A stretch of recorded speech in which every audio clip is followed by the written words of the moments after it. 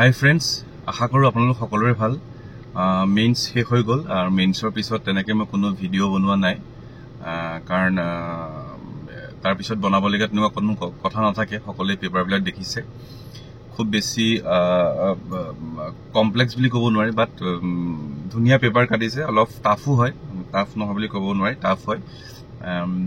পঢ়াৰ actually way of ষ্টাডিটো আপুনি অলপ ভাবিবলগীয়া হৈছে আজিকালি APSC কাৰণে, মেইনছৰ কাৰণে। কেনেকৈ পঢ়িব লাগিব, কি পঢ়িব লাগিব, অলপ মই আগতেও কৈছোঁ যে যদি মাইণ্ডটো আমি এনি টাইম যদি আমি খুলি ৰাখোঁ, চব বস্তু আমি ছাৰাউণ্ডিঙত যদি চব বস্তু আমি চাওঁ, অবজাৰ্ভ কৰি থাকোঁ, যথেষ্টখিনি আমাৰ ইজি হৈ যায়। অ'কে, এতিয়া ৰিচেণ্টলি APSCয়ে এটা এক্সাম আকৌ ৰিক্ৰুইটমেণ্ট এডভাৰটাইজমেণ্ট এটা ৰিলিজ কৰিছে ফৰ এনফৰ্চমেণ্ট ইনস্পেক্টৰ, ট্ৰান্সপৰ্ট ডিপাৰ্টমেণ্টৰ আণ্ডাৰত।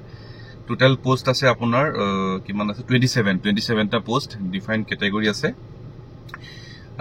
গ্ৰেড 2 পোষ্ট, পে স্কেলটো জানেই, 22,000 to 97,000 আৰু grade pay 9,400। So' enforcement inspector under department of transport, খুব ভাল চাকৰি।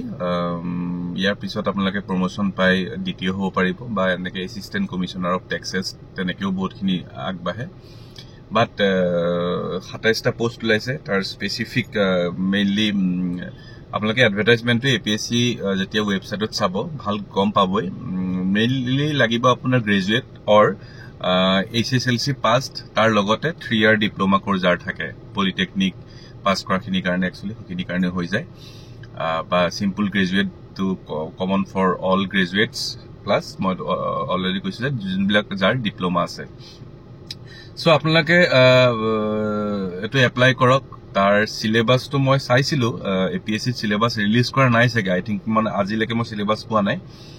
চ' চিলেবাছটো কথা ভালকৈ পিছত আলোচনা কৰিম, বাট এতিয়া জাষ্ট মই আপোনালোকক জাষ্ট ইনফৰ্মহে কৰিলোঁ যে এটা এক্সাম ওলাইছে। চবেই গমো পায়, কিন্তু আপোনালোকে দিয়ক, খুব ভাল এক্সাম, পোষ্টটো খুব ভাল হয়।